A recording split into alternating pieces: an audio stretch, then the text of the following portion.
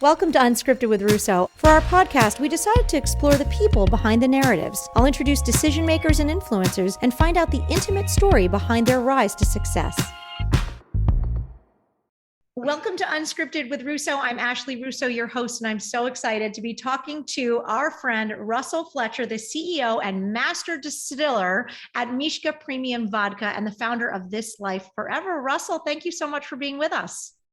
Thank you for having me, Ashley. It's a pleasure to be here. Well, it all started with a little gift of vodka, cranberry infused vodka to be exact, that you gave to board members at the Chamber of Commerce holiday party last year. And I took that little vodka home and heard your story and learned about it, tasted it, and it was outrageously good. I mean, really like an over ice, maybe add club kind of thing. You need nothing else.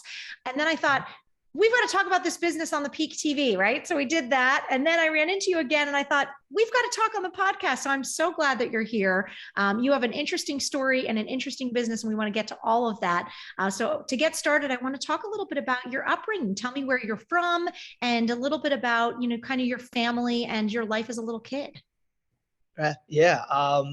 Grew up only child, Brooklyn, New York, until about 12, 13 years old before we made the move to Staten Island to take advantage of the possibilities of growing up with a better childhood out of Brooklyn, out of the New York scene and more toward the suburbs, which was Staten Island. I got accepted to a few schools that were really math and science focused. Those are the things that I was into as a child. So living in Staten Island, it gave me the opportunity to be able to take advantage of those programs and those schools. I lost my dad roughly about a few days before my 18th birthday. Unfortunately, losing my dad kind of like put me in a situation to where I had to, I had to learn certain things on my own. And one of the interests that I always took up was obviously entrepreneurship. I'd like to say that I am a serial entrepreneur. I continue to look for opportunities as regular as possible, even though that I have a bunch of stuff that's already going on, primarily, obviously, the vodka. Once you get that bug, though, it is hard to turn it off. I really know the feeling, because then you start to hear different stories and ideas and your brain starts churning in. How do I turn that into something? How do I get involved in that? How do I take it to the next level? But yeah, I think that happens to us entrepreneurs. We can't help it. When you were in Brooklyn and you were a kid, you talked about ending up with, being interested in math and science, but what were some of your interests? Like when you were 8, what kind of kid were you? I mean, were you outgoing? Were you rambunctious? Were you studious? Did you play sports?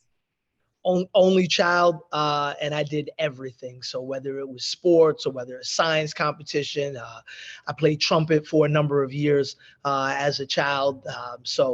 It was everything from assistant band teacher all the way to playing on the basketball team and in the Pee-wees and baseball and also football. So super outgoing, just as I am now. Fortunately, I was able to, my parents were able to harness that energy and be able to turn those into positives, which got me a lot of experience, which I think has helped shape and mold me as I'm an adult at this current time. So those background and those experiences, whether it was music or whether it was sports, whether it was just arts and science, I had a plethora of things that I was able to choose between. So super outgoing.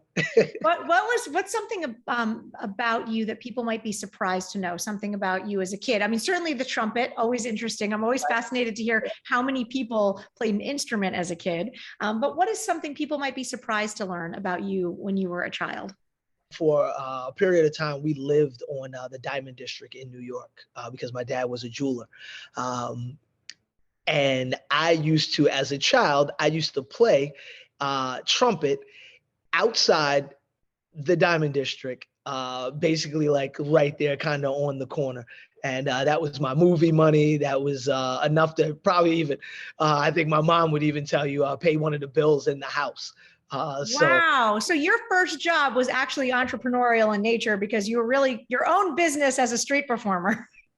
I love it. Please tell me that there are pictures or video of something of this somewhere, Russell. There's no video, unfortunately, but there are certainly pictures. I'm sure my mom has some sort of nostalgic album laying around in multiple ways. So eventually we'll end up leaking those at some point. But we might have to get our hands on those here. So, but it's just funny because I've never told that story to anyone. I don't think at this great length, and it's just funny because you mentioned first job, and I mean that was my first job, and just speaking about as an entrepreneur, this is something that I did, and it worked, fortunately, just from a talent side of it. Oh, that's amazing. Well, thank you for sharing it with us. We feel very special, very privileged that we get that little tidbit to put out there to people. You mentioned losing your dad. Yeah. Very critical, pivotal time of your life at 18. And I'm sure that was a challenge. Were there things that came out of that experience that you can look back on and say, it really taught me something, or it gave me something maybe I wouldn't have gained as quickly as you had to in that moment? In honor of even Colin Powell, who recently passed away, he lived by the saying, you get mad and then you get over it. So it taught me that life will go on, and if you have the blessing of actually waking up in the morning, you should live it to the end. You should live it every single portion of the day.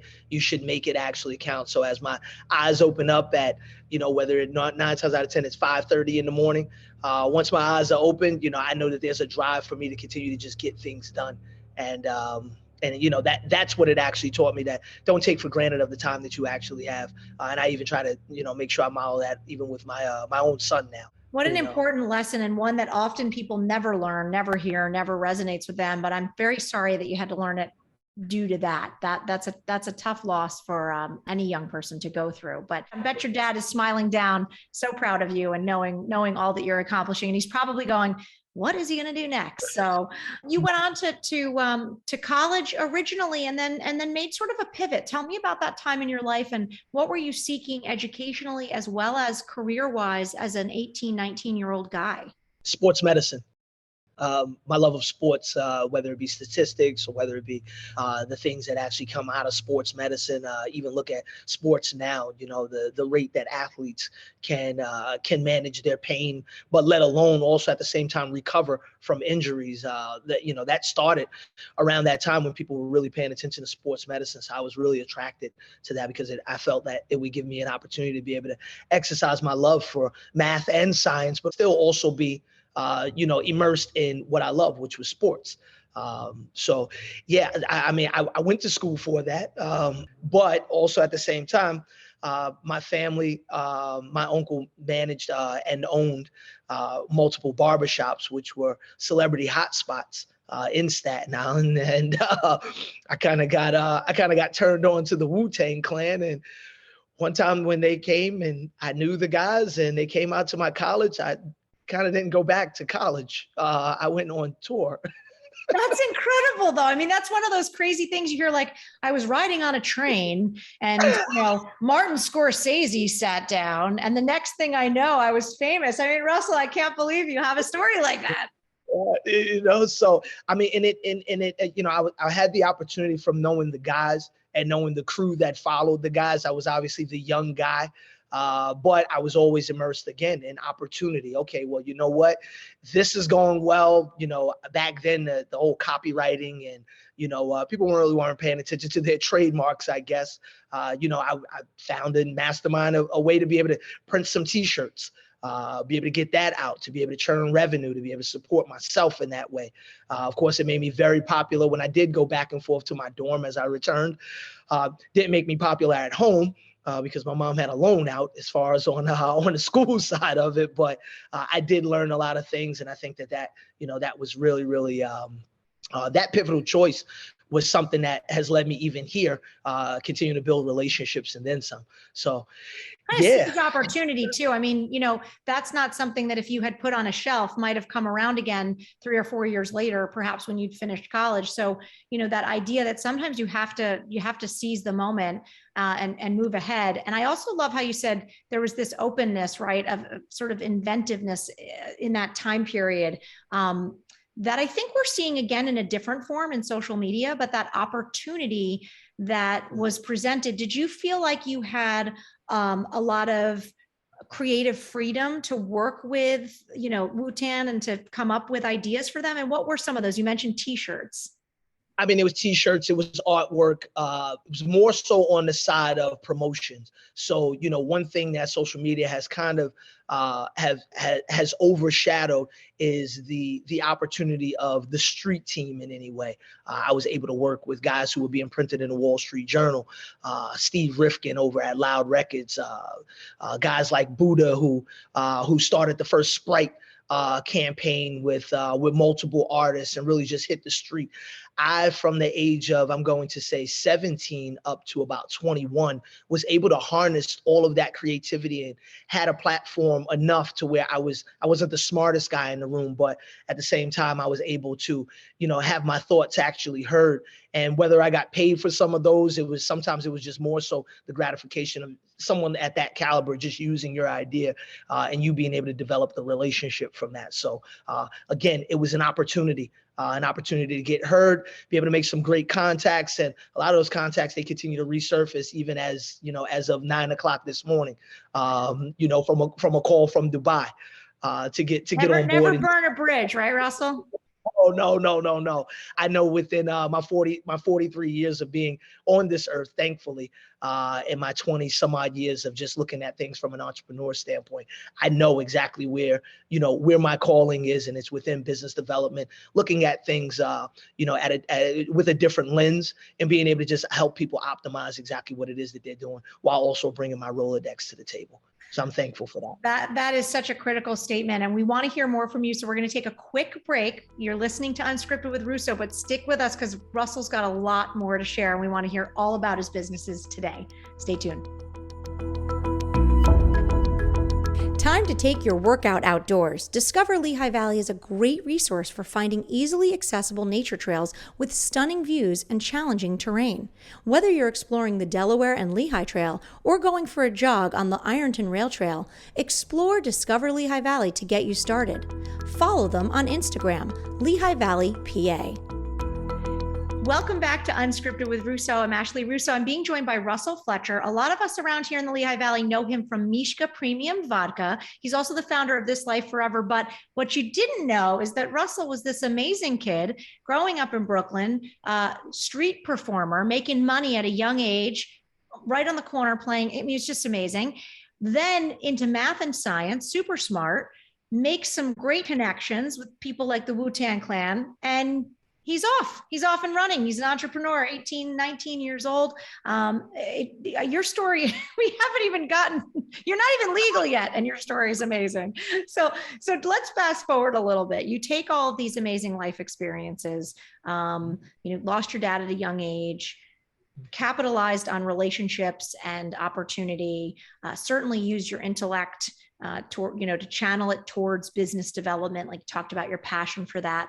What was next for you? Where did you go at that point in your life and decide that, you wanted to really continue building businesses and eventually learn how to be a distiller? I mean, it's like, give me the stretch in there, build me the bridge from one point to the other.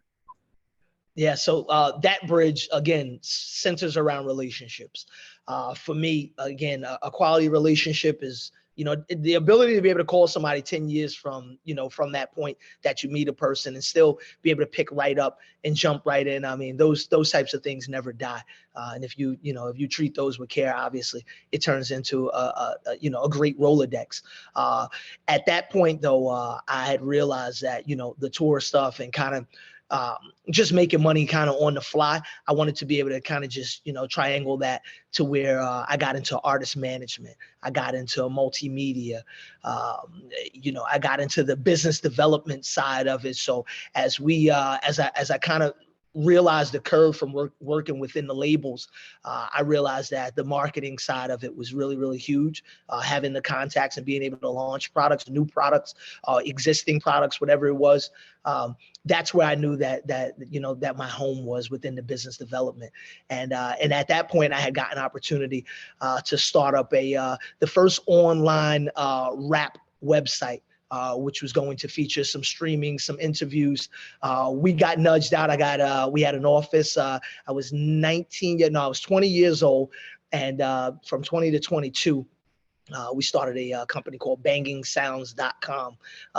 And that was supposed to be the first like rap interview website. I teamed up with a guy over from Loud Records that I was working with, Maurice Whitaker, who's the art director, along with the stockbroker, James Aquafreda.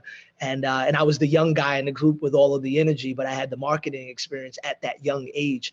And, somebody beat us to the punch. So they raised the IPO and they got with it. I think it was the source.com. And, but from there, that gave me like the footing to know that it could be done and that I could sit at the table to be able to get it done. And that just kind of just led me down the rabbit hole of seeing exactly what stuck and getting into the artist management and then leaving the artist management and just looking to the multimedia side of it and really harnessing the multimedia energy to come out of artist management per se of music artists and looking more at art and the art management, which I still do a tiny bit of right now.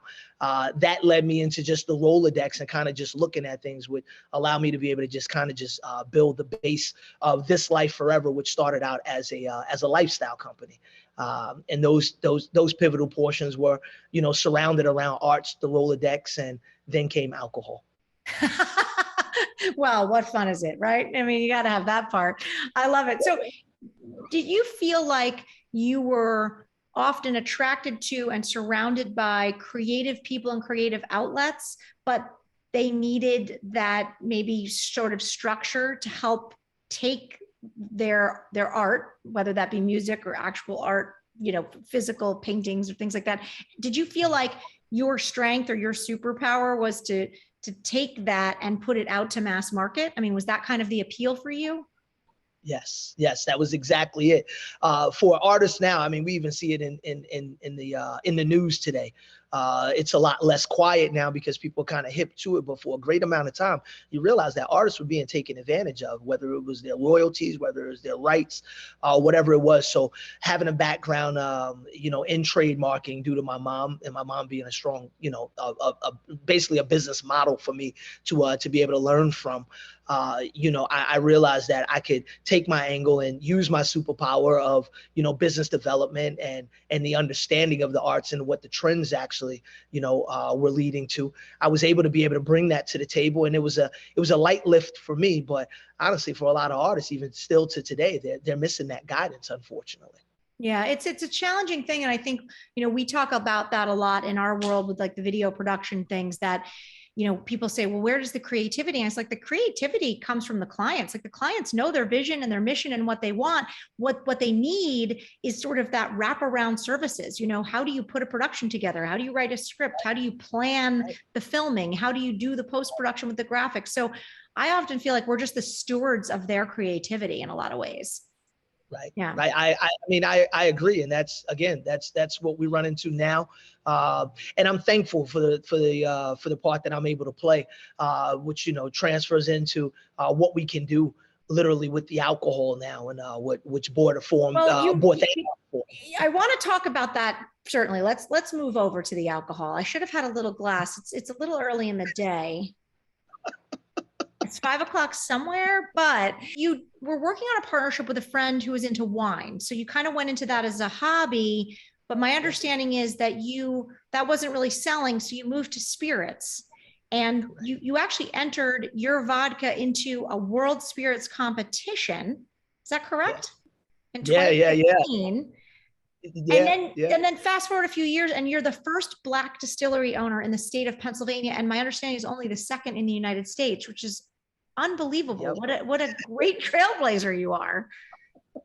So fill in some gaps for me, because you go to wine, you go to spirits. I mean, how does one even learn to make vodka? How do you even do that? So fortunately, my girlfriend at the time when I was making the wine, and I had this crazy idea after my second attempt at college. I did go back to college, and in the meantime, I also worked in mental health, working in a psychiatric emergency room, doubling down, attempting, as I had the multimedia company, I was also trying to finish up my nursing degree while I was working. So I've always stretched the long hours, however you look at it. But a young lady that I had met, while I was trying to get my nursing degree. She happened to be Ukrainian. I ended up having a date. She's now my wife. Transferring in from learning how to make wine from the Italians, and then being able to learn vodka as far as from the Ukrainians. It kind of gave me like a raw talent and kind of like an up close feel of everything. So again, as I had the multimedia company, I have the Rolodex.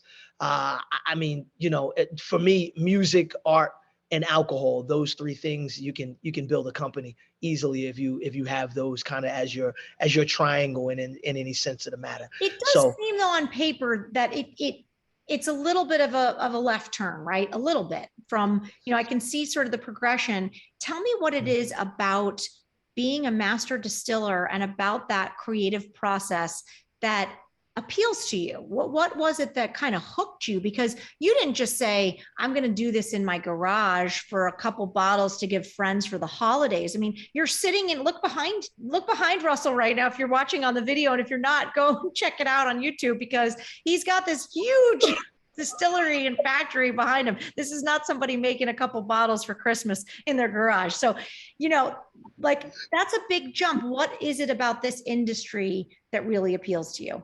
I think so when I first created the honey vodka formula, that was the first product that was created as far as from the vodka standpoint of it. First, I started in wines. I wanted to go into wines and do a carbonated wine, which I pulled off. But as you said, I pivoted from there because the margins just were thinned out, and I didn't have enough control over it from the factory side of it. It wasn't really my niche, and you can get a bad batch of wine really, really fast.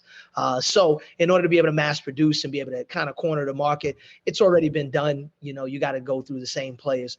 What interests me as far as about from the spirit side of it was I felt like there was lack of creativity from the all natural aspect of it. And I felt like bringing a honey vodka to the table would be something that would be just like, I think it would be mind blowing. Plus at the same time, again, from the trends of the digital trend, from the trends of the art, we knew that everything from MySpace and then some, these things were being born, and people wanted to see, what others were actually doing. So, to be able to create something of my own in the interest of business development continuously, but also of the arts, this gave me the opportunity to create something that is my artistry. Like you said, the cranberry is great over ice, but also at the same time, the honey is great over ice.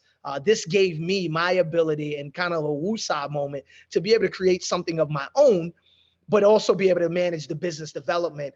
And, for me, there's no plan B. There's, this is it, because I have. You're all in, you go all in.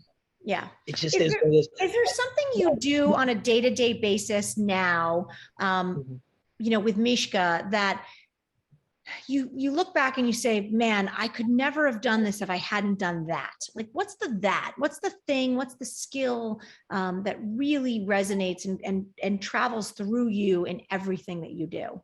I mean, for me, and I'll tell you this, right? So we had a tough time prior to COVID, roughly about 2018. And my son was born in 2018.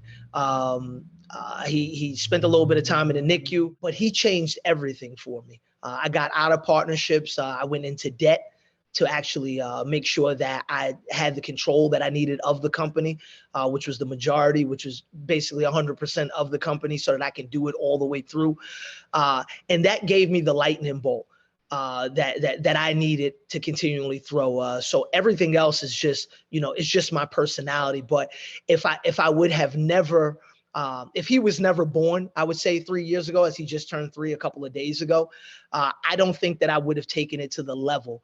I think that I would still kind of be dibbling and dabbing a little bit on, on the atmosphere of my connections and picking up various things, because I also had a consulting business that I ended up closing down in 2018 because I wanted to just primarily focus on what my craft was as far as from the Mishka standpoint.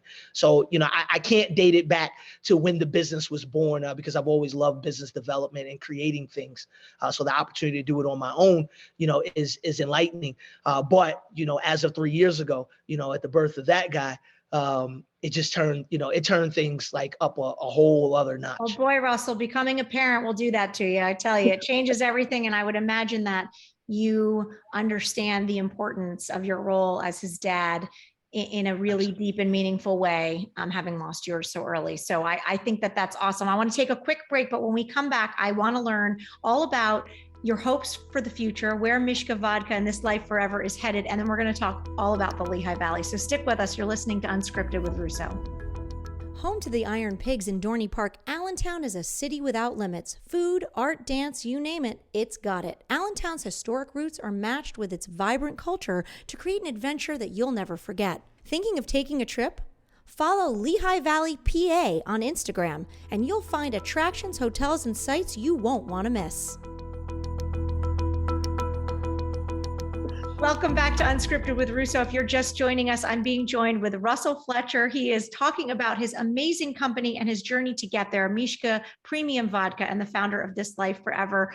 Russell, you have had some life, and you mentioned before the break how the birth of your son in 2018 really changed your perspective and got you to be more singularly focused on really making something, one thing, a big success. So you are now the first Black distillery owner in the state of Pennsylvania, the second in the United States.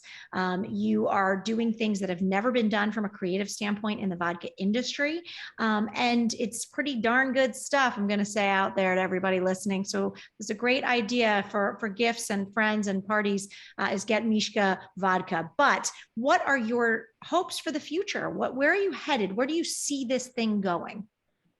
Well, what we're concentrating on right now is finding new space. Finding larger space, as large as the space that we're in currently. We also have 4 sea containers worth of storage items that we actually have. So a bigger space, opening up the production a little bit. We did some great work with at Coca-Cola Park with the Iron Pigs right here in the Valley. We just signed on for a second season for 2022.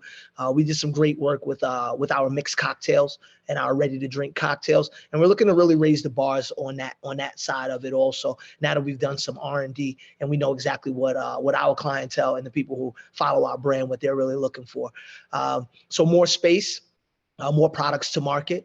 We have new sizes that are going to for the holidays that are going to hit the market, which is our 375 bottle, which is roughly about a third of our 1 liter.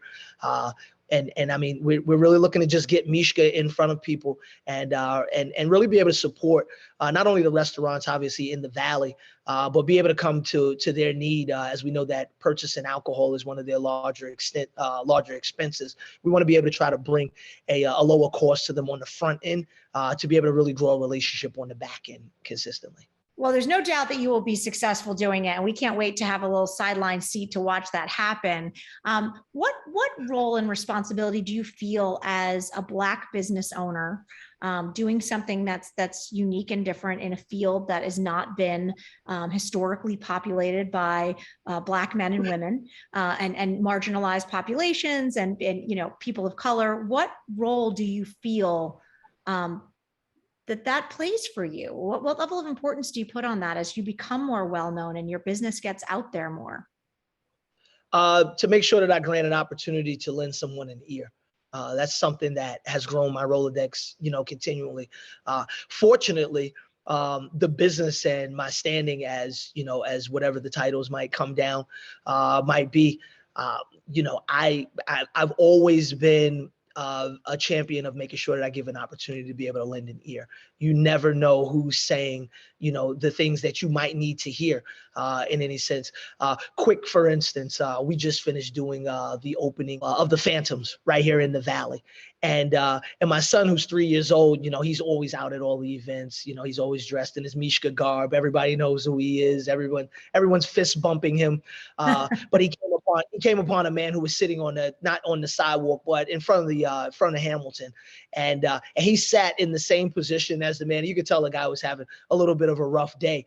And the guy asked him, how was he doing? He asked him, how you doing, little man? And he said, I'm chilling out. And he said, it brought a smile on the guy's face. But to be able to watch my son at 3 years old say, sit there and give someone an ear, you never know how that might change someone's day. So I have to be able to continue that tempo. I have to be able to make sure that, that I teach that.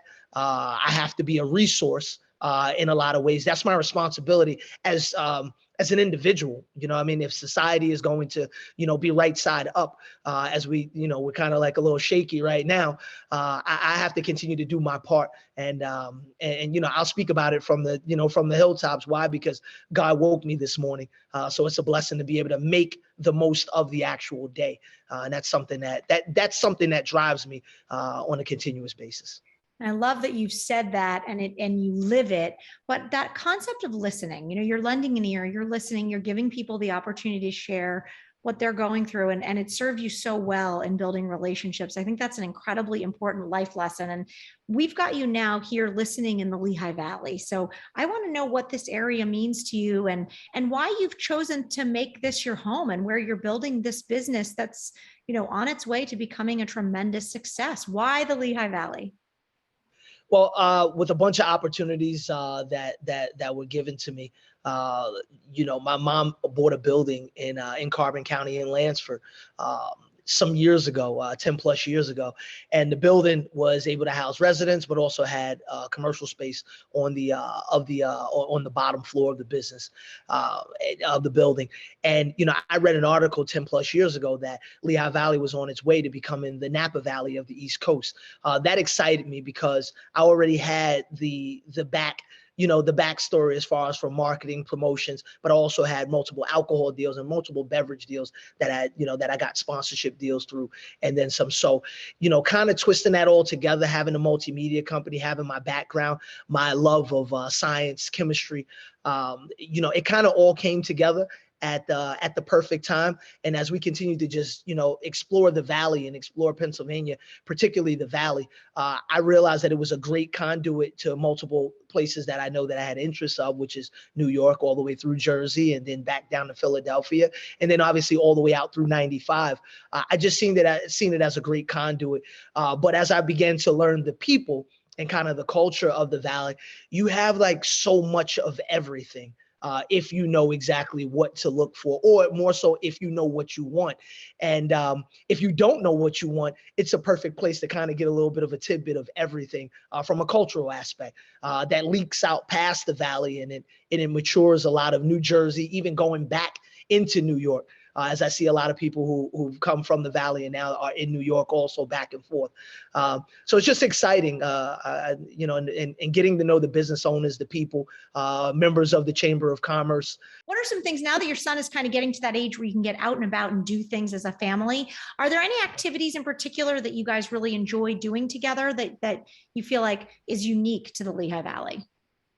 Yeah, I mean, everything from the festivals, and I mean, we're big festival folks. Obviously the business does play currently a good part of that. I've got awesome staff, so he's able to experience the festivals, let alone from the work aspect, but also just the fun of it and kind of just getting to know the people. I think he really enjoys it because he's 9 times out of 10 he's probably the youngest person that's walking around, whether it be a stadium or whether it be a ballpark or even a festival or whatever the case is. So being able to have the relationship, a partnership with the pigs, and being able to open that up from a family side. I've gotten the opportunity to be able to know people's family, partnerships with City Center, Arts Quest, just had a great meeting with them. I think that's going to be a pivotal point as far as for us going into next year. We have great relationships, and they're coming at a unique family side of it. And that's that just lights my heart up on a continuous basis. But obviously, from zoos to farms, there's always something to do. Thankfully, it's a great place, but it's interesting. You mentioned there is a unique opportunity here, and also I started my business when my kids were 8 and 10, and I had previously been home. And what I loved is people were really open to the concept of the kids being around and coming to things with me and sitting on the sidelines and then jumping in and helping. And it was very similar experience for me, Russell, with my kids. And I have to say, you don't always see, awesome. You got to see a little payoff with your son on the curb. You don't always see it right away, especially in the teen years where they don't really want you to know that what you've done is helpful. But as they come out of that, it's starting to show up in little areas of their life and their interests. And I love that about the Lehigh Valley. I think it truly embraces the family idea, whatever your family looks like, not necessarily traditional looking family, but just the concept that, the grandparents, the aunts and uncles, the children, everybody's welcome. And I think that's a great point about the Lehigh Valley. Yeah. And I'm excited. I'm excited to continue to grow. Excellent. Well, we have been so blessed to talk to you today. I love hearing your journey. What a story. What a life you have led already. Is there anything you want to share with our listeners out there about what you've learned that you want to make sure they take forward with them into their day and into their life, into their dreams? Yeah. Take your time and be patient. And absorb all of the journey. 9 times out of 10, like you said, we take things for granted sometimes. And I've been fortunate enough, and that's probably something that I did. I can take back from losing my dad early and multiple family members, just growing up early. I realized that taking advantage of the journey and really just kind of just being a sponge of the journey, it pays off, and it continues to pay dividends. You can escape sometimes the traditional knowledge by bringing in that experience and being able to apply an outside view to something that somebody might be doing. That right there is always going to be valuable. And as you get older, it becomes invaluable to most people, because that's 9 times out of 10 what people are going to need. They're going to need that little bit of sugar or spice that you might be able to add on to it, to be able to make their dreams go. And I'm thankful to be in that position and continue to grow in that position. Well, Russell Fletcher, I absolutely love what you stand for. I think the idea of being patient, being curious, and trusting the journey is a fabulous message for each and every one of us. So thank you so much for being a part of Unscripted, and we wish you the best of luck. I have to tell you, I can't wait to have my next Mishka cocktail, because it is fabulous stuff. So go out there and get some. Thanks, Russell. All right. Thank you, Ashley. Thanks, everybody. You've been listening to Unscripted with Russo. Until next time.